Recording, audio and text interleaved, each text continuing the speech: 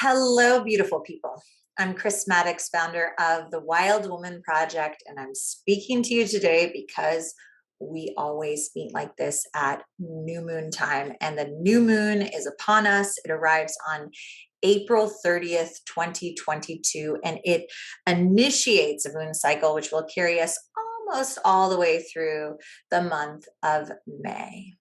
So, here in the Northern Hemisphere, this is the belly, the heart, the middle of spring. In the pagan tradition, this is a time of year during this moon cycle where Beltane is celebrated, which is a big spring fertility festival. It also is the moon cycle when Mother's Day occurs. So those two facts, what nature is doing, showing this great fertility through the flowers and the green and this bursting forth of life. And also the holiday of Mother's Day has inspired me to choose this poem. It's a poem called Mothers by the great and mighty Nikki Giovanni. So we'll use this poem. Well, in a moment, I'll read it. You can follow along. The poem's right underneath this video. And then we'll kind of go back and wander through the poem a little bit more slowly and see what we can learn and discover in that pondering. So one of the great gifts of doing something like this, of looking into a poem the way that we're going to look into this Nikki Giovanni poem, is that we have the opportunity. It's like as close as we can be, one of the closest ways that we can get to seeing through the eyes of another. So we choose these poets that we've been choosing these last many months during our Path of the Poets series that we started in September. Each and every one of these poets, in her own way, embodies the wild woman archetype. So we get to see, through looking into and through this poem, we get to see the world through Nikki Giovanni's eyes. And Nikki Giovanni is one of the greats. She's been making art, making poetry for decades and decades and decades and decades, and has been constantly evolving. She started, she was one of the great poets of the Black arts movement, which emerged out of the civil rights and the Black power movements.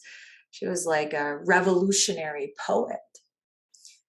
Continued to make poetry. She delved into making children's books.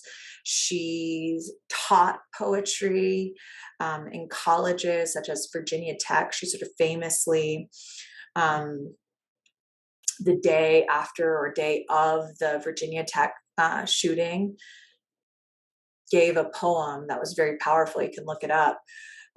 She has mentored many young hip hop artists.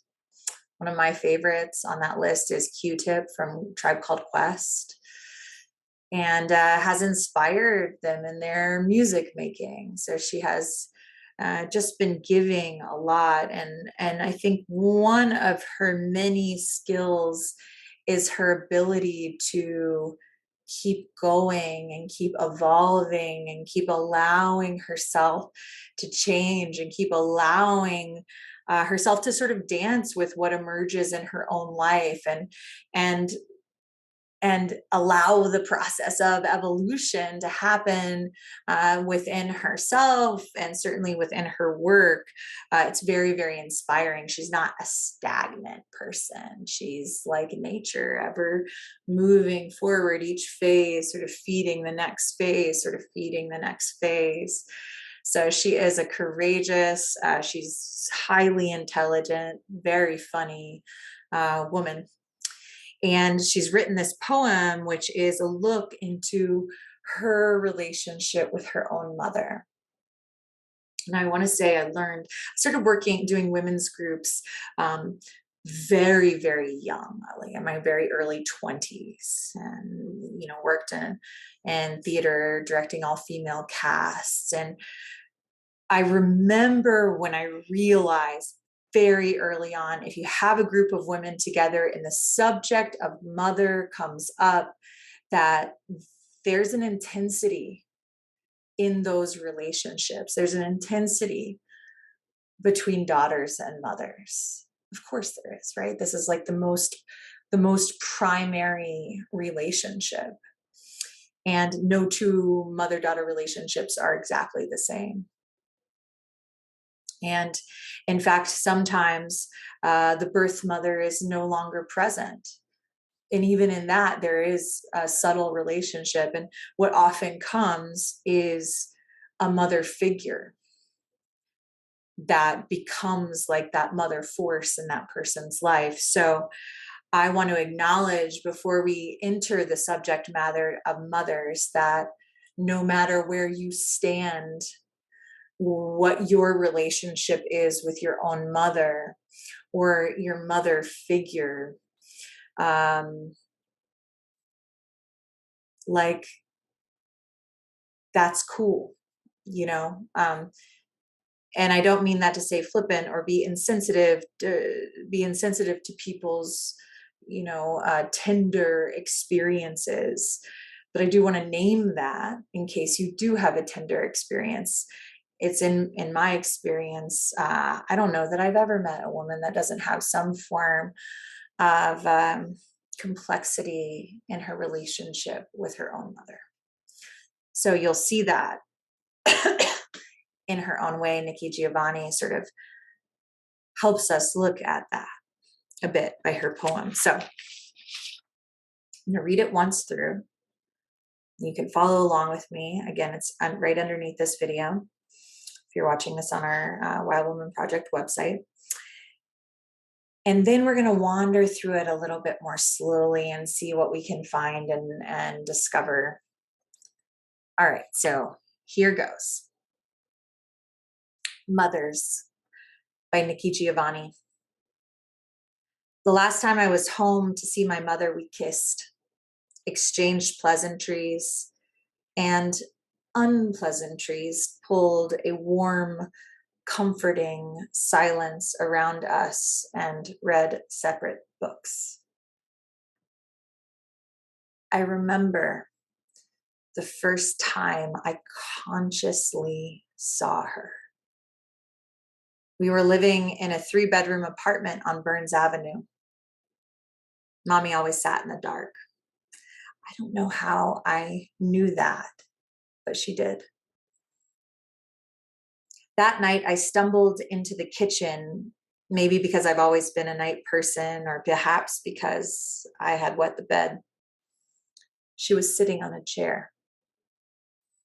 The room was bathed in moonlight diffused through those thousands of panes landlords who rented to people with children were prone to put in windows. And she may have been smoking, but maybe not. Her hair was 3/4 her height, which made me a strong believer in the Samson myth. And very black. I'm sure I just hung there by the door. I remember thinking, what a beautiful lady. She was very deliberately waiting, perhaps for my father to come home from his night job, or maybe for a dream that had promised to come by. Come here, she said. I'll teach you a poem. I see the moon sees me. God bless the moon. God bless me. I taught it to my son, who recited it for her, just to say, we must learn to bear the pleasures as we have borne the pains.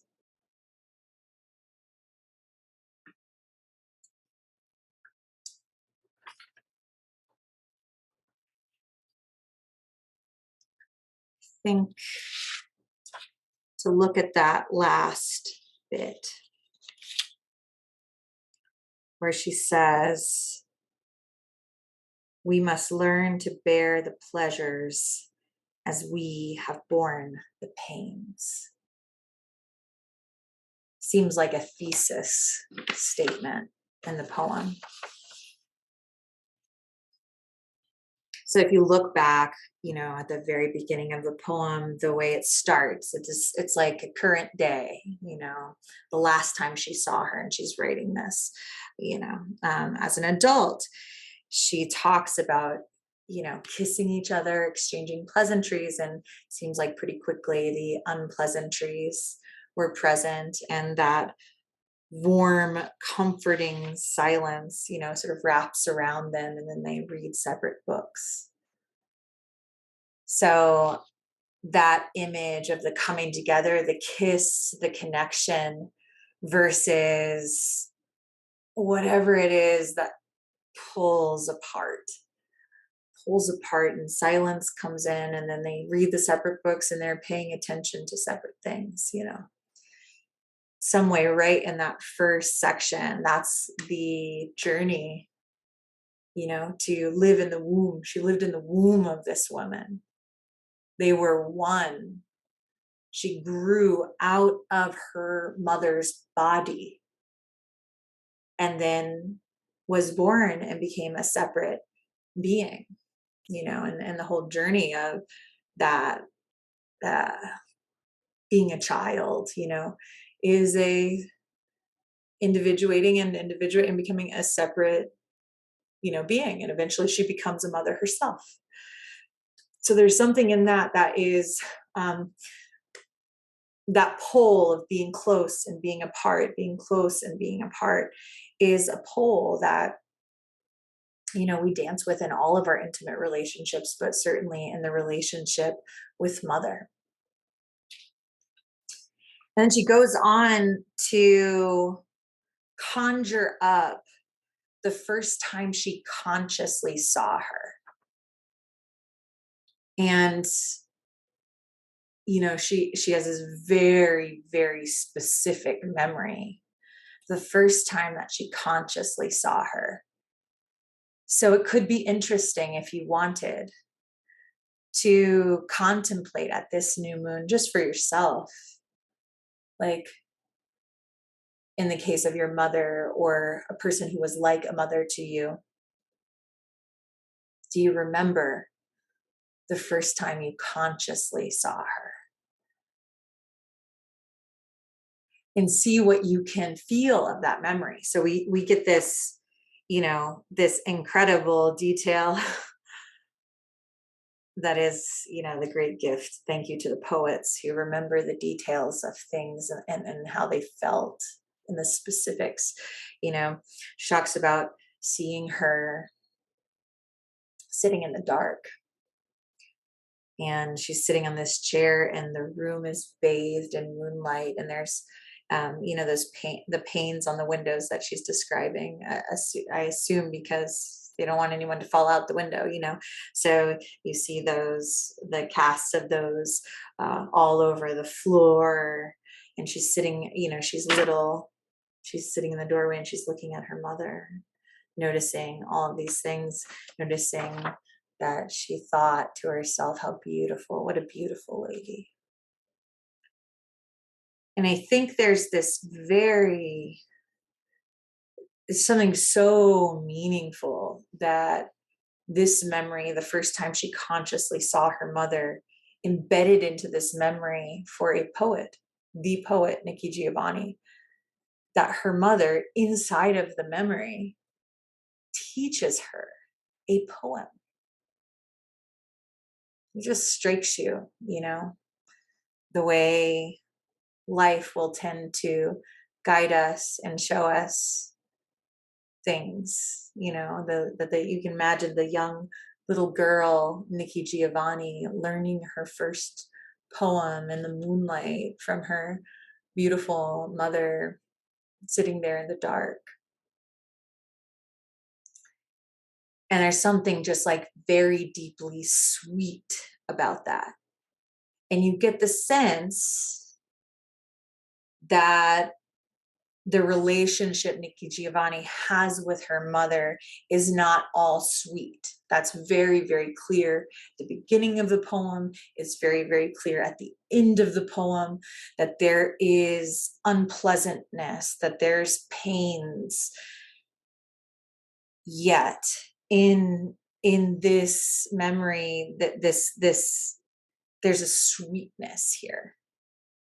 There's a sweetness here, and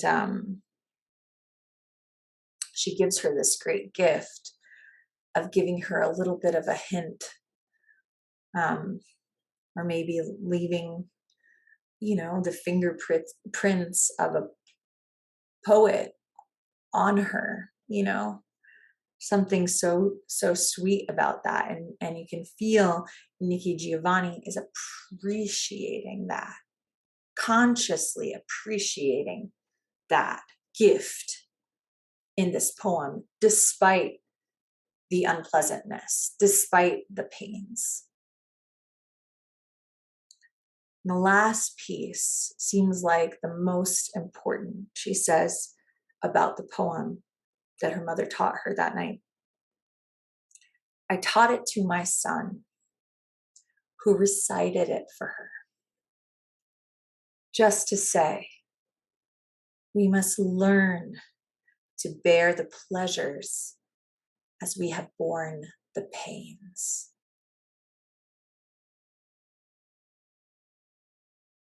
So the act of for Nikki Giovanni, teaching this poem, this hand-me-down poem to her son, and having her own child speak it to his grandmother, was an expression of that intention that she says that we must learn to bear the pleasures. To bear, what does that mean, to bear the pleasures? Sometimes when there's pains, or when there has been any of the unpleasantness, and I have no idea what went down between Nikki Giovanni and her mother, in the same way nobody knows what has gone down between you and your mother. Nobody knows what has gone down between me and my mother, and that's true of any person that you see walking around. We can't really know. Despite all that,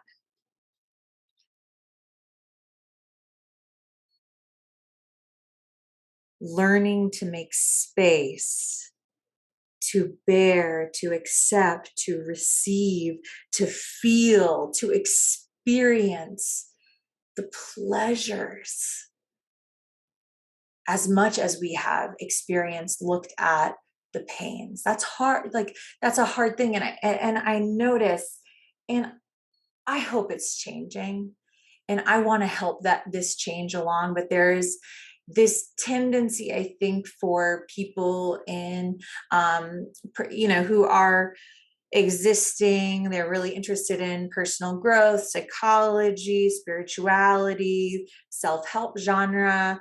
I know I am one of the people in that space, as I am in multiple other spaces, and there can be a thing that happens where the negative, the unpleasantries, or the pains, as Nikki Giovanni puts it in these poems, overshadows almost completely the beauty, the tenderness, the moments of love, because of the trauma of the hard stuff. And I get that. We have compassion for that.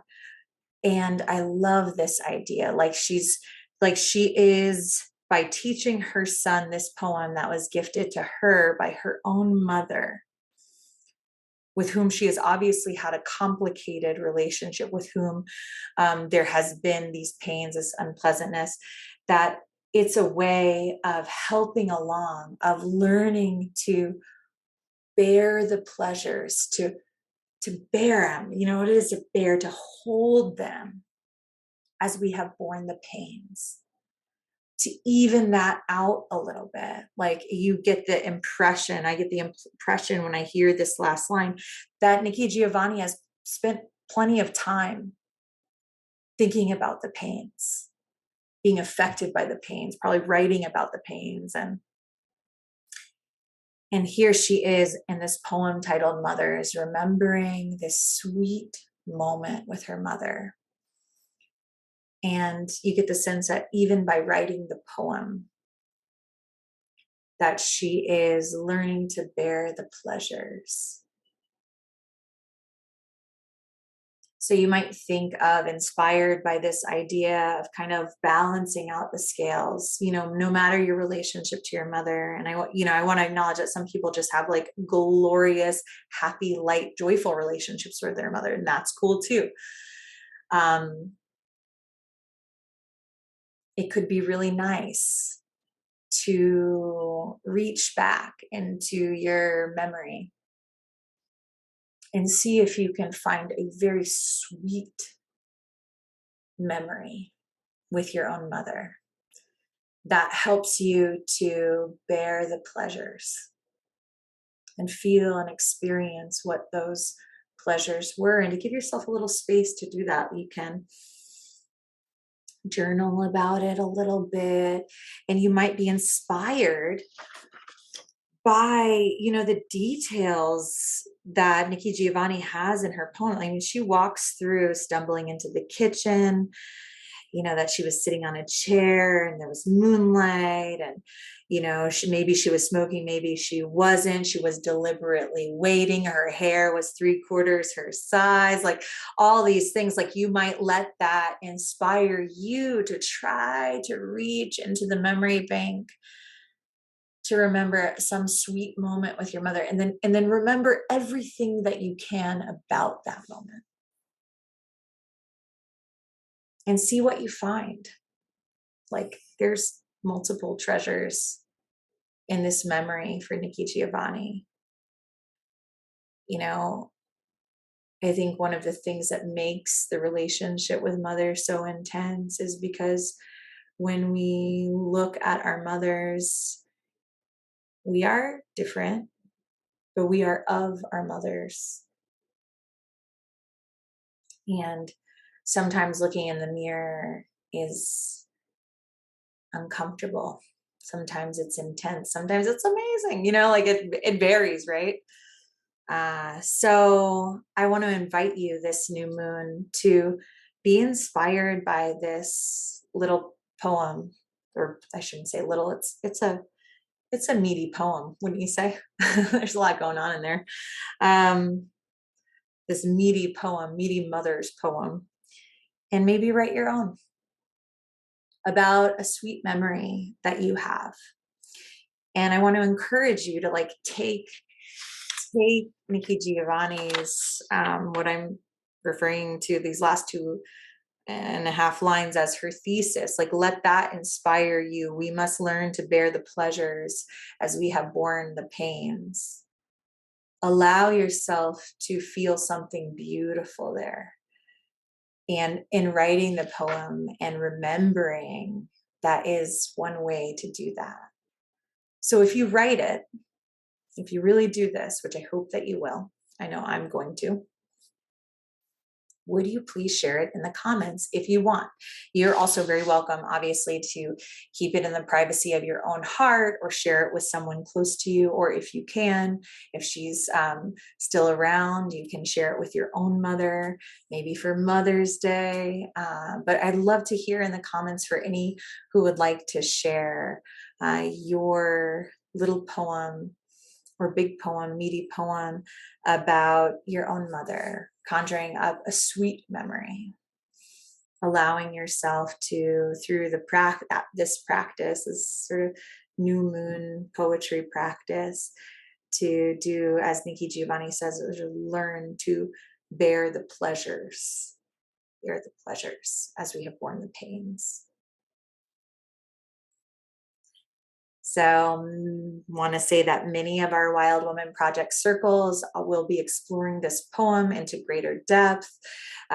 So we'll put a link below this video. You can find our full list of circle leaders on the Find a Circle Near You page. We also have a number of circle leaders who are leading circles online, so you can tune in from wherever you are. So that's also below this video. And in circle, you can expect to have a meditation, you can expect sharing, setting intention, ritual. And each and every circle leader does it in her own way because we're all different. But we connect, all of our circle leaders are connecting around finding something sacred in nature as guide, finding inner guidance and being nourished by the wisdom and insight that comes from hearing from around the circle, hearing the multiplicity of perspectives. So that's what you can experience in circle. Link below this video. If the idea of facilitating circle is something that inspires you or stirs something in you and you'd like to explore it, we have our spring Wild Woman Project Circle Leader training coming up. It starts May 16th. It's all online, 7 weeks long. This program is in its 11th year of life. We every single time are making it a little bit better, a little bit better, a little bit better. So if you want to explore the wild woman archetype, connecting to the moon, contemplating inner guidance and intuition, learning to facilitate in a skillful way a meditation, a ritual, the circle space, this program may be something you want to look into. And we enjoy like an international, intergenerational, diverse group of amazing women from around the world. So a big piece of it is getting to week by week actually sit in circle with other women, and while you're learning skills and while you're exploring. So it's really part personal development, part skill building. So check out Circle Leader Training. Link below this video. We'd love to have you if you'd love to be there. And finally, so we are doing our first larger in-person gathering since 2019. So this gathering is happening in Asheville, North Carolina. It's called Through the Roots, a restorative woodland camping retreat for wild women. So this is specifically open to women who have gathered with us before. So these are our graduates of our Circle Leader training, participants in our last 2 winter immersions that have happened in these last couple of years, and anyone who has been to Wild Woman Fest. So we are going to spend many nights under the stars and in the moon. We'll do rituals. We'll have classes, workshops, circles, and lots of space to play on these incredible grounds that we'll be on. We'll be able to swim together in these mineral rich mountain lakes. There are countless trails and fields. It's going to be a blast. It happens in August at full moon time. And if you have gathered with us and are in those groups that I just named, hope that you'll join us. It looks like we will have some space left for people. It's only open to 50 women total. So yeah, we'll be in touch with those groups directly via email, but put it on your calendar for May 19th. That's when we will open up the remainder of the seats for this gathering. So I hope you'll join us. I can't wait for it. It's going to be so good to be together again and dance around the fire underneath the moon, howl together and cry and cackle as we do. So thank you so much for listening today. And thank you to the great Nikki Giovanni. Please check out her work. She is incredibly inspiring, and we're lucky to still have her with us. So I want to read these last lines. She's talking about the poem that her mother taught her.